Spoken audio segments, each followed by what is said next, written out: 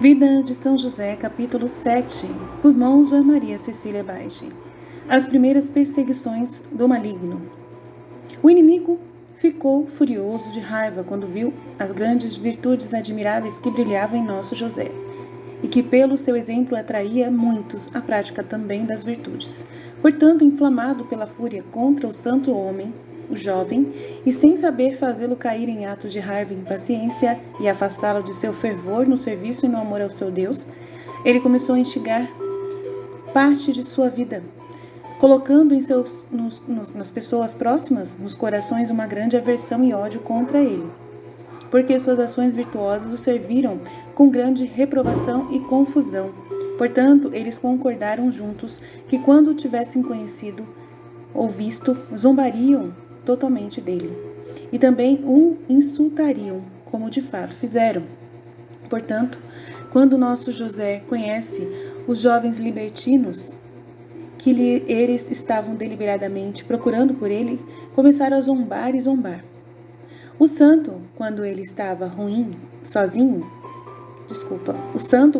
sozinho, inclinava a cabeça e, dirigindo seu coração para Deus, começou a implorar para que lhe dessem a graça de suportar tudo e desse a luz para que esses jovens conhecessem seus erros. Estes, ao ver que José não ridicularizava, começaram a maltratá-lo com palavras, chamando-o de tolo, sem espírito, desprezível, medroso, fraco e fracote, e que ele nem sabia falar. José seguiu seu caminho com toda tranquilidade, e aqueles o seguiram com grande orgulho, sempre dizendo e lançando provocações ofensivas a ele. Quando o santo rapaz se viu em dúvida se precisava responder a eles para apaziguá-los ou se precisava ficar quieto e sofrer tudo com paciência, ele sentiu uma voz interior que sugeria que ele sofresse tudo e permanecesse calado, porque isso era agradar a Deus. Foi o suficiente para ele continuar a decidir sofrer, também com alegria, essas perseguições, sem nunca falar. Por esse motivo, os jovens, muito confusos, ficavam e o demônio foi derrotado. No entanto, esses jovens maus não permaneceram em paz, mas continuavam a maltratá-lo por um longo tempo, de modo que no final, cansados de ofendê-lo, o deixaram. No entanto, estava perseguindo por um longo tempo, de tal forma que quando José saía de casa por algum motivo que seu pai o ordenara, ele estava sempre preparado para sofrer os maus encontros.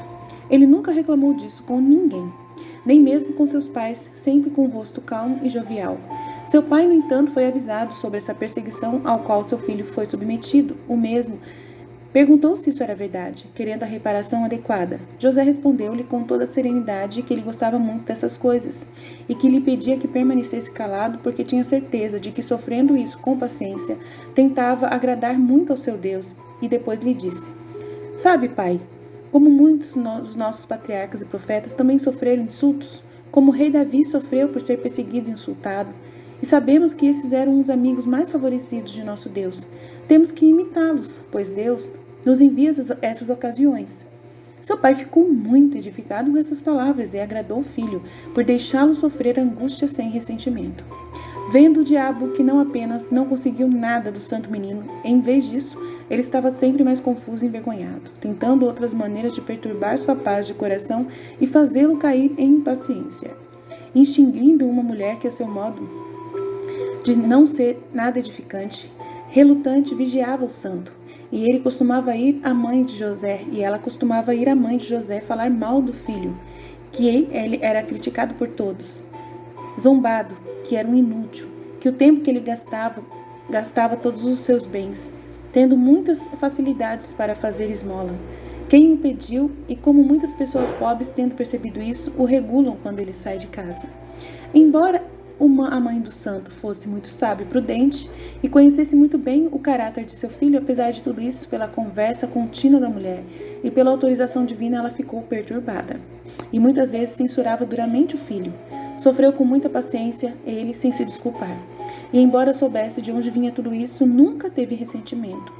Certa vez ele disse a mãe com toda sinceridade para estar bem informado sobre o que estava sendo relatado a ela, porque ela teria descoberto que não era verdade, mas que todas elas eram obras do inimigo para perturbá-la e perturbar sua paz. As palavras da mãe foram validadas pelas palavras do filho e, ao perceber o engano do inimigo, expulsou a mulher de várias maneiras o mal que tentava introduzir discórdia. Quando o demônio ficou confuso, ele não desistiu da empresa, mas encontrou outros estratagemas para perturbar o santo. E com autorização de Deus e permissão, começou a tentá-lo de vanglória, com várias sugestões sobre a vida que ele levava, totalmente irrepreensível, tanto aos olhos de Deus como aos homens. O santo ficava horrorizado com essas sugestões e louvou a Deus para se humilhar muito diante dele, chamando a si mesmo de uma criatura miserável e pecadora. O inimigo também levou alguns a elogiá-lo muito e exaltar suas virtudes em público, das quais nosso José sentiu uma grande confusão, sempre dizendo: eu sou uma criatura infeliz. Louvemos nosso Deus, porque Ele é digno de louvor. Ele é perfeito em todas as suas palavras divinas. Ele é digno de ser louvado e exaltado. Ele foi tentado por inimigo de 1000 maneiras, só que nunca lhe foi permitido ser tentado em relação à pureza. E o demônio ficou enfurecido com isso. E ele continuava encontrando meios para que o santo pudesse, ao menos, ter dito uma palavra a essa virtude tão nobre. Mas, como o santo tinha grande inocência e simplicidade, nunca foi entendido nem aprendido. Quando o jovem rapaz se encontrou nesses conflitos de tentações e sugestões diabólicas, confiou-se ao seu Deus com orações ainda mais fervorosas. Ele foi novamente advertido pelo anjo periodicamente. A oração também seria sua companheira e jejum constante. E isso ele fez. Grande rigor jejuava com frequência e fazia sofrer a carne, e que nunca a considerava rebelde ao espírito, e com isso frustrava o inimigo infernal, permanecendo o inimigo vitorioso o inimigo derrotado, e o anjo e o santo vitorioso. Embora por pouco tempo tenha desistido de angustiá-lo, no entanto ele não o deixou, de vez em quando, para incomodá-lo com sua tagarelice. Então a vida isolada e solitária que o santo levou foi muito criticada por muitos. E muitas vezes alguns jovens como ele foram à sua casa para levá-lo para se divertir. Mas nosso José sempre se desculpava com boas maneiras, dizendo que a sua diversão era estudar e ler a Sagrada Escritura e a vida dos patriarcas e profetas, para poder imitá-los mais tarde em suas virtudes. Uma vez que haviam sido muito agradáveis a Deus e muito amados e favorecidos por ele, e exortou-os também a fazer o mesmo. Não faltaram pessoas que aprenderam suas palavras e tentaram imitá-lo, porque José se insinuou a eles de tal maneira, com tanta graça em suas palavras, que penetraram em seus corações. E depois de terem dado esses conselhos saudáveis e boas exortações, ele se retirava para orar a Deus, para que eles não parassem de fazer o que ele havia instruído a fazer. E implorou a ele insistentemente que lhes desse sua ajuda e graça particulares para realizá-la. Deus não parou de ouvir suas orações, e quando o santo José se ofereceu para dizer que aqueles por quem ele orava colocavam seus conselhos em prática, ele ficou muito feliz e agradeceu a Deus por isso. No entanto, não faltava pessoas que o criticavam e aceitavam seus conselhos de maneira ruim, e ele se sentia culpado por se culpar. E que isso aconteceu porque ele era um pecador e que ele não merecia que outros se valessem de suas exortações. E assim se retirou para chorar e implorou ao seu Deus que usasse sua misericórdia para com aqueles que zombavam de seu conselho. E não olhasse para seus deméritos, mas para os méritos pelos quais ele deveria ser louvado e fielmente servido. Ele implorou que Deus o esclarecesse a eles e lhes fizesse conhecer as verdades manifestadas por ele. Deus ficou muito satisfeito com isso e não permitiu que seus pedidos se estragassem, se desviassem.